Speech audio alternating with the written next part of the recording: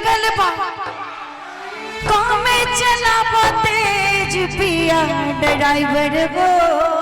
अच्छा पहले ये पूछ लो कि इसमें ड्राइवर बम कितने हैं, ड्राइवर कौन कौन है? अच्छा कितने लोग ड्राइवर है, हाथ को खड़े करके बताइएगा तो। बस इतने ही ड्राइवर का। 4 नंबर गियर लगाने जानते हैं? हाँ कैसे लगाते बताइए तो हाथ। अरे बाप रे इतना खतरनाक ब्रेक मारते भैया, बाप रे। आइए झूमते इस भजन में, ताली बनी चाहिए। आइए बिलास भाई।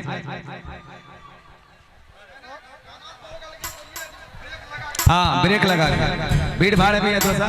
चूंकि 1 मिनट बिलास भैया, अमीरों की जिंदगी होती है मिल्क और केक पे, सही बात है ना।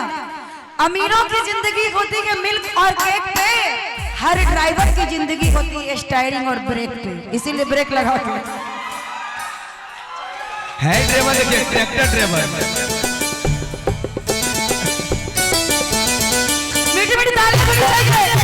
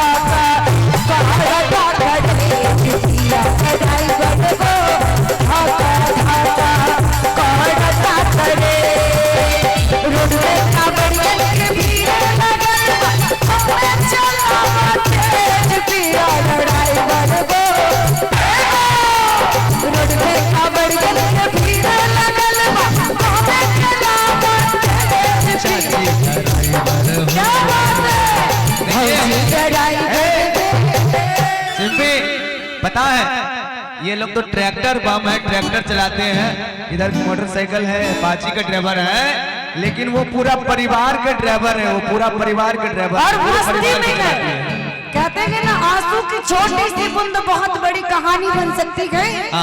मिर्दौल वाली भौजी सोच ले तो झांसी की रानी बन सकती है। क्या बात है। और क्या पिया ड्राइवर को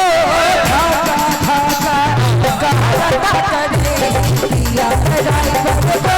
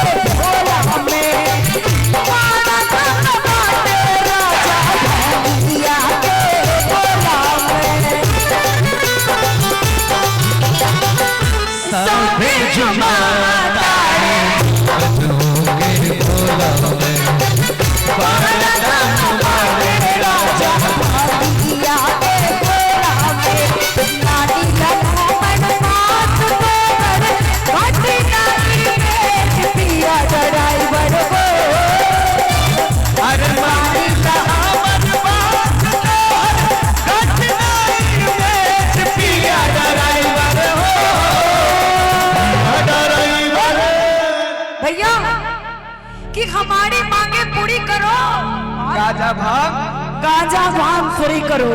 बोले बाप की और ताली के साथ पिया ड्राइवर को ठाका ठाका करता करे पिया ड्राइवर